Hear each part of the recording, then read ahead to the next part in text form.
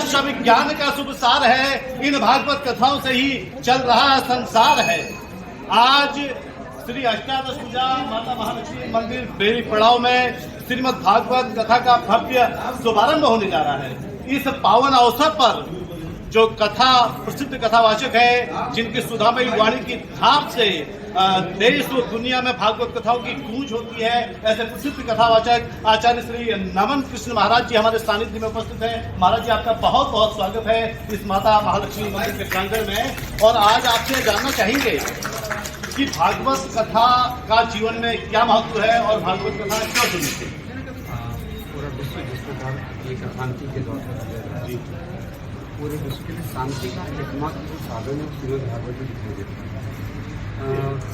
इतने प्रकार की नर्मस कटुता और इतने प्रकार के लोगों आदि व्याधि से घिरा हुआ समाज, उसमें कहीं तो कुछ शांति का केंद्र हो। भगवान व्यास जी भी जब व्यथित हो जाते हैं तो उनको श्रीमद् भागवत का ही आश्रय लेना बहुत सुंदर। तो इसलिए भागवत बहुत जरूरी है ताकि बाह्य शांति के साथ साथ अंतर्मन की शांति भी हमें प्राप्त हो सके। अच्छा, पितरों की शांति के लिए भी यह भागवत कथा का कहीं न कहीं प्रसंग आता है, तो क्या वास्तव में भागवत कथा के श्रवण से या वाचन से या उसको करवाने से कहीं न कहीं पितरों को शांति की प्राप्ति होती है, उनको गति मिलती है? तो ऐसा नहीं है? पितरों की शांति, उनको शांत रखने के लिए तो अनेक उपाय शास्त्रों में यही गरुड़ इत्यादि में अनेक तीर्थों में उनके निमित्त साधन इत्यादि का विधान आता है।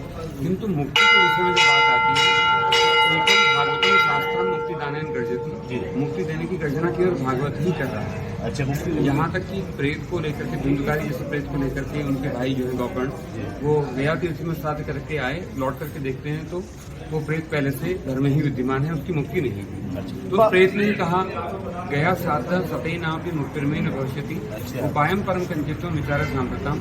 ऐसे सैकड़ों श्राद्ध भी गया तीर्थ में हो जाए तो भी प्रेत होने से मुक्ति नहीं मिलती।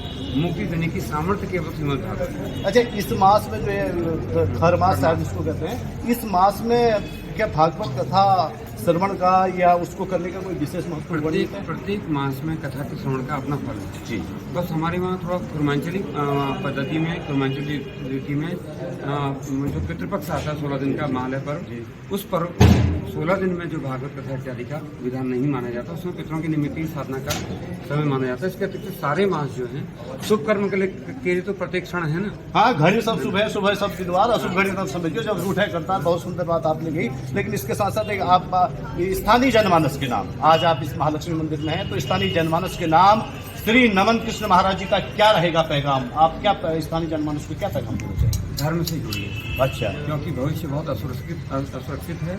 एक असुरक्षा के दौर में हम लोग हैं और अभी जिन तक पहुंच चुकी है खबरें उन लोगों को कुछ पता नहीं है, लेकिन हम लोग युद्ध में धकेल दिए गए हैं। उस एक ऐसा युद्ध है जो अब्राह्मिक षड्यंत्रों से शुरू हुआ है और अभी तक यहाँ तक पहुँचा हुआ है। आप देखिए 2021 से पूरे विश्व का घटनाक्रम चेंज हुआ, लेकिन भारत के और हम पूरे विश्व को छोड़ दें, केवल भारत की टेरिटरी के आसपास देखें। 2021 में म्यांमार में षड्यंत्र होता है और उसके बाद श्रीलंका में होता है, उसके बाद बलूचिस्तान में होता है, उसके बाद अब बांग्लादेश में हुआ है।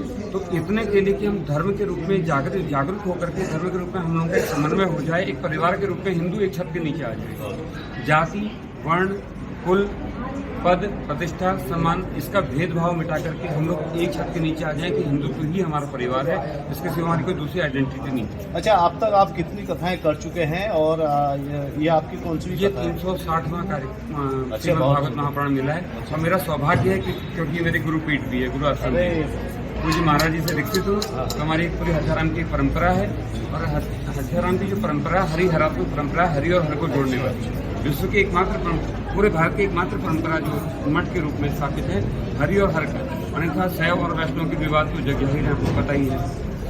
पूरे विवादों को मिटा करके हरि और हर का ऐक्य हमारे भीतर भी आ जाए।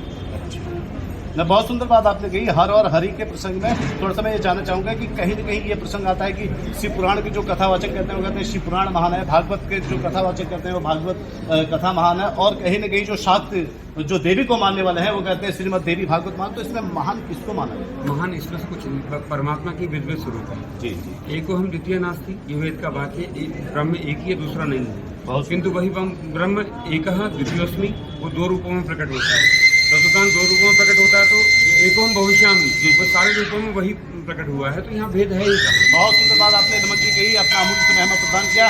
नमन जी कहिए कुछ योग विभूतियां विस्तार से, भरता नहीं मन आपकी वाणी की सुधा में धार से, अंतिम उपदेश के रूप में आप क्या कहना चाहेंगे? जो विशेष सार हो भागवत में भीतर जो बहुत ही विशेष हो, वो कौन सा ऐसा तत्व है जिसे आप प्रदर्शित करना चाहेंगे? एक बार दिल्ली में एक पत्रकार ने मुझसे प्रश्न पूछा था कि भागवत में एक पंक्ति में डिफाइन है। अब एक पंक्ति में भागवत जिसके लिए सुखदेव जी महाराज 7 दिन 24 घंटे पर्यंत बैठे, एक पंक्ति में डिफाइन करना कठिन है। फिर भी मैं कहूँगा it is art of dying. Bhagwat कथा क्या है? जो मृत्यु सिखाती है। अच्छा, जीवन तो सब सिखा रहे हैं, बहुत सुंदर बात है। ये मृत्यु सिखाती है, हम अपनी मृत्यु को जान जाएं, इसलिए ताकि अगर मृत्यु को सामने रखेंगे तो हमसे पाप कर्म नहीं होंगे। बहुत सुंदर बात, आपने अपना अमूल्य समय प्रदान किया और आपका बहुत बहुत धन्यवाद। और शीघ्र हम सभी दर्शकों का आह्वान करेंगे कि आज से महालक्ष्मी मंदिर में जो श्रीमद् भागवत कथा का आयोजन होने जा रहा है, अधिक से अधिक संख्या पर यहाँ पर पहुंचे हैं। और यजमान परिवार ने बहुत ही सुंदर व्यवस्था, हमारे बिल्कुल जी बहुत ही आध्यात्मिक विचारधारा के धनी हैं और जिन्होंने बहुत सुंदर व्यवस्था यहाँ पर की है। स्थानीय जनमंच से कथा प्रसंग वाचन यहाँ पर प्रस्तुत किया है, तो अधिक से अधिक संख्या पर यहाँ पर पहुंचे हैं, भागवत कथा का लाभ लें और अपने जीवन में पुण्य अर्जित करें। इन्हीं शब्दों के साथ मैं रमाकांत पंत आप सभी का बहुत बहुत धन्यवाद।